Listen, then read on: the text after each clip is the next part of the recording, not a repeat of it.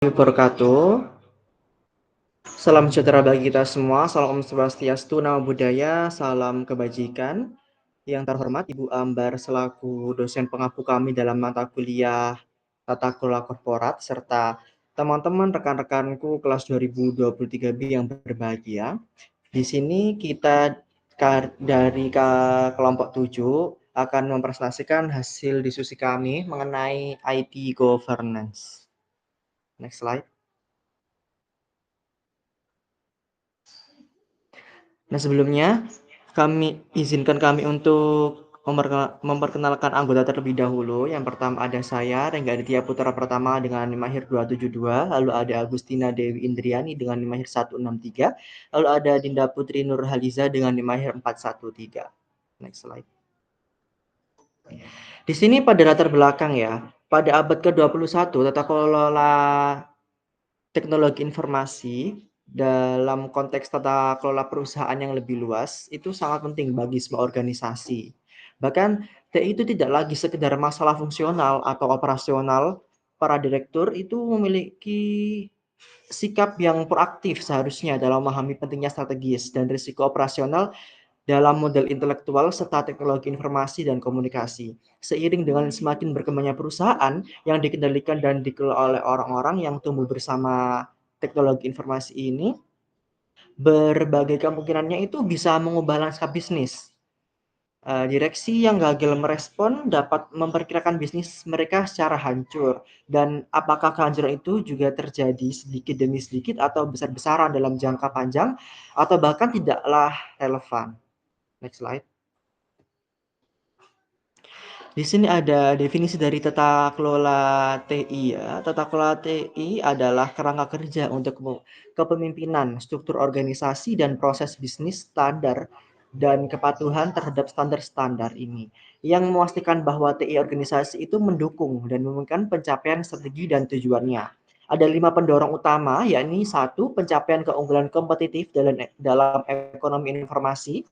Dan kedua ada persyaratan tata kelola yang berkembang pesat di dunia OECD, dan ada yang ketiga meningkatkan peraturan perundang-undangan terkait informasi dan privasi. Yang keempat maraknya ancaman terhadap aset intelektual, dan yang kelima kebutuhan untuk menyelaraskan proyek teknologi dengan tujuan organisasi yang strategis. Next slide. Kita masuk pada ekonomi informasi dan model intelektual. Ekonomi informasi atau pengetahuan yang baru pada dasarnya berbeda dari ekonomi manufaktur lama. Globalisasi pasar, produk, bahkan sumber daya itu menyebabkan terjadinya banyak pusat perbelanjaan yang menjual produk yang semakin mirip di seluruh dunia maju. Karakteristiknya di sini yang pertama, itu informasi dan pengetahuan tidak menghabiskan sumber daya yang harus dilindungi. Yang kedua, efek lokasi dan waktu berkurang. Organisasi virtual secara sekarang beroperasi sepanjang waktu di pasar virtual. Apalagi di sekarang kan di era teknologi kan banyak yang online gitu ya, serba online. Yang ketiga itu hukum dan pajak sulit diterapkan secara efektif pada basis nasional. Yang keempat, produk yang ditingkatkan pengetahuannya itu lebih memiliki harga yang premium. Dan yang kelima, pengetahuan yang diperoleh itu memiliki nilai intrinsik yang lebih besar daripada pengetahuan yang diperoleh begitu saja. Next slide. Nah, di sini dalam ekonomi manufaktur, aset utama organisasi adalah kemampuan produksinya. Ada mesin, dukungan logistik, bahkan peralatan distribusi, serta stok bahan baku dan barang jadi. Nah, dalam era informasi, aset utama organisasi adalah model intelektualnya, seperti sumber daya manusia, pengetahuan yang tersimpan, modal struktural, bahkan aset tak berwujud. Next slide. Nah, pada slide ini, ekonomi itu sebagai informasi atau pengetahuan yang baru pada dasarnya berbeda dari ekonomi manufaktur lama. Oh, mohon maaf. Nah, pada slide selanjutnya, dalam konteks risiko strategis dan operasional, identifikasi dan penilaian resiko merupakan langkah pertama yang harus diambil oleh Dewan Direksi untuk mengendalikan risiko yang dihadapi organisasi. Langkah terpenting adalah pengembangan secara penanganan risiko, di mana risiko diterima, dikendalikan, atau bahkan dialihdayakan. Nah, teknologi informasi ini membutuhkan investasi besar dan berdampak tinggi.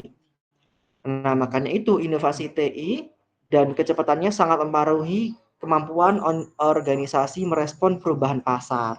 TI bukan keunggulan kompetitif itu sendiri, tapi cara penggunaannya yang menentukan keunggulan suatu organisasi.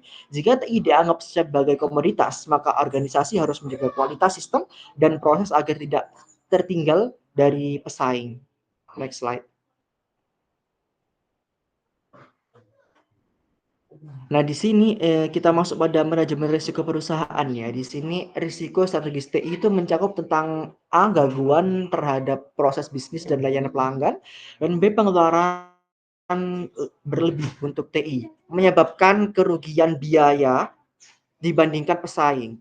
Dewan direksi bertanggung jawab dalam penyusunan strategi yang menyeimbangkan antara pencapaian laba dan mitigasi risiko. Risiko strategis timbul dari adanya rencana ekspansi, ada ketidaktepatan strategi bisnis, kurangnya respon terhadap perubahan industri. Lalu risiko operasional TI itu mencakup kerugian akibat kegagalan sistem, ada proses internal ataupun juga proses eksternal. Next slide.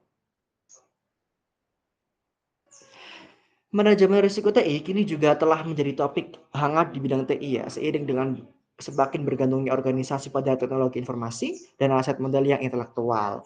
Area utama ini terlibat yang pertama ada infrastruktur TI dan keamanan jaringan yang timbul dari kekhawatiran terhadap peretas atau teroris bahkan penjahat di dunia maya ya, yang marak sedang terjadi di teknologi informasi ini. Yang kedua, integritas data, kerahasiaan, privasi, dan kepatuhan yang timbul dari tekanan regulasi dan pasar seputar perlindungan data pribadi. Yang ketiga, kelangsungan bisnis yang timbul dari kekhawatiran tentang kemampuan untuk melanjutkan bisnis setelah bencana alam ataupun bencana yang disebut oleh manusia itu sendiri. Yang keempat, ada manajemen TI. Timbul dari kekhawatiran tentang kegagalan proyek, kinerja operasional TI yang buruk, dan infrastruktur TI yang tidak memadai. Next slide. Selanjutnya, terdapat risiko kepatuhan, muncul karena organisasi kini semakin dituntut untuk tunduk pada berbagai peraturan dan undang-undang baik nasional, internasional, maupun industri tertentu. Pelanggan, staf, pemasok, hingga lembaga hukum mengharapkan organisasi patuh secara proaktif. Tantangan muncul karena banyaknya regulasi yang tumpang tindih, kontradiktif, dan minim petunjuk implementasi. Peraturan seperti perlindungan data, hak cipta, hingga pencucian uang terus berkembang. Perusahaan global dengan model bisnis kompleks menghadapi risiko lebih besar, terutama dalam hal reputasi apabila terjadi ketidakpatuhan.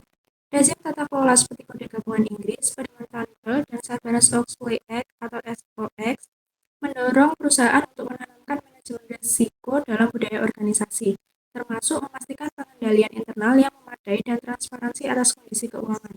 Next slide. Selanjutnya yaitu risiko informasi. Timbul karena informasi merupakan aset penting yang bernilai strategis. Untuk itu, informasi harus tersedia bagi pihak yang membutuhkan, dirahasiakan dari pihak yang tidak berwenang, dan memiliki integritas agar dapat dipercaya. Ancaman terhadap informasi bisa datang dari luar seperti peretas, penulis virus, dan teroris cyber, maupun dari dalam seperti staf atau konsultan yang lalai atau jahat. Statistik menunjukkan sebagian besar kejahatan informasi justru berasal dari dalam organisasi. Insiden keamanan informasi menimbulkan biaya tidak langsung yang tinggi dan dapat merusak reputasi perusahaan secara signifikan. Oleh karena itu, keamanan informasi harus menjadi agenda utama dalam tata kelola perusahaan. Next slide. Tata kelola proyek, khususnya proyek TI, menjadi semakin penting karena perusahaan terus mengembangkan sistem untuk meningkatkan layanan, efisiensi, dan inovasi. Namun, banyak proyek TI gagal mencapai tujuan awalnya. Kegagalan ini seringkali bukan karena lemahnya metodologi, tapi karena kurang tata kelola proyek yang baik.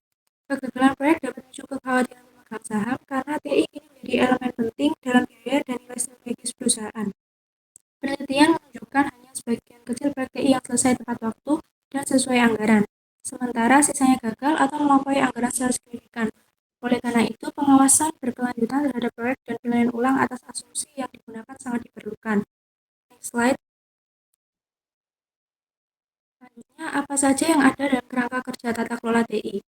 Kerangka kerja tata kelola TI merupakan seperangkat prinsip, struktur pengambilan keputusan, serta proses pelaporan dan pemantauan yang dirancang untuk memastikan penggunaan TI selaras dengan tujuan bisnis. Terdapat 8 area utama yang perlu diperhatikan, yaitu prinsip tata kelola dan implementasi TI, strategi informasi yang mendukung kebutuhan bisnis, manajemen risiko TI yang berintegrasi dengan sistem manajemen risiko organisasi, serta pengelolaan aplikasi perangkat lunak. Selain itu, kerangka ini juga mencakup arsitektur dan infrastruktur TIK, pengaturan layanan TI termasuk outsourcing, pengelolaan investasi dan proyek TI agar tepat sasaran dan memberikan nilai bisnis, serta pemantauan dan pelaporan berkala atas seluruh proses yang berjalan. Oke, baik. Baik, selanjutnya yaitu ada tata kelola TI, itu tentang kepemimpinan TI seperti halnya yang lainnya. Dewan perlu menciptakan mekanisme yang dapat memberikan bisnis dengan kepemimpinan teknologi.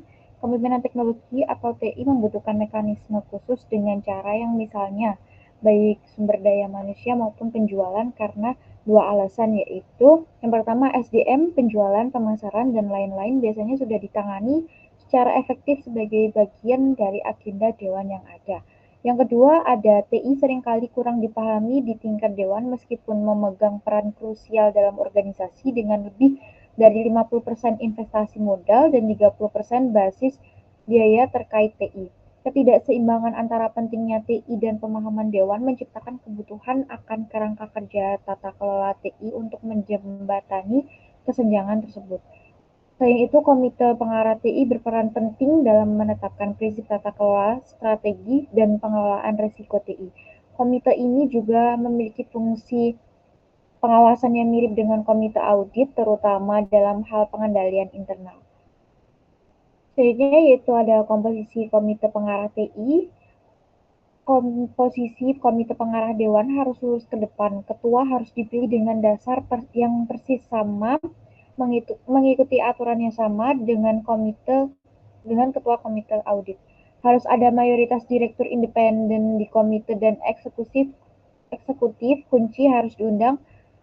Untuk hadir itu ada CEO, CVO, dan CIO ya, atau yang setara. Akan disertakan seminimal mungkin.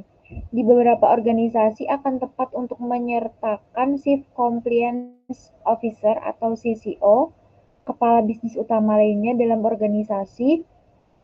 Orang-orang yang akan dimasukkan dalam komite strategi bisnis manapun harus dimasukkan ke dalam komite pengarah TI. Posisi dan tingkat akuntabilitas CEO harus jelas agar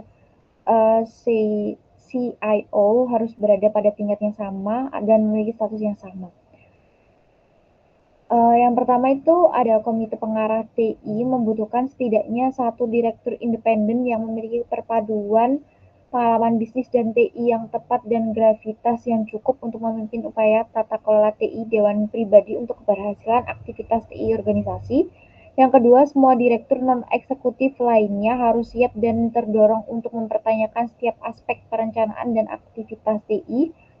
Yang ketiga, eksekutif, terutama CIO dan manajemen TI harus dilarang menggunakan jargon TI dan dipaksa untuk mengungkapkan semua yang mereka katakan tentang TI dalam format yang berfokus pada peluang, masalah, risiko, atau rencana yang dapat dipahami. Yang keempat, ada komite pengarah TI harus memiliki akses ke saran eksternal dan profesional tentang hal ini. Hal ini sepertinya halnya mempekerjakan pakar luar sebagai penasehat dewan dengan pengarahan khusus untuk mengkonfirmasi bahwa apa yang telah diberitahukan kepada dewan adalah akurat, lengkap, dan benar, dan jika tidak, apa yang telah ditinggalkan. Selanjutnya itu ada Komite Arsitektur TI Perusahaan. Arsitektur TI Perusahaan adalah komponen penting dalam kerangka tata kelola TI yang harus disusun sesuai dengan strategi bisnis dan informasi serta mempertimbangkan keamanan, kepatuhan, dan resiko. Selanjutnya yaitu ada TI Audit atau audit TI itu merupakan aspek penting dari pengawasan yang seringkali masih kurang memadai di banyak organisasi. Pengawasan ini harus dilakukan dengan Dewan melalui Komite TI atau Komite Audit dan mencakup lebih dari sekedar kontrol internal. Rencana audit TI harus disusun berdasarkan area resiko organisasi utama, mencakup kepatuhan regulasi, keamanan informasi, kemajuan proyek, implementasi teknis, serta kompetensi staf TI. Tujuan utama dari audit ini adalah memberikan jaminan teknis kepada direktur bahwa prinsip implementasi dan tata kelola TI telah dijalankan dengan benar.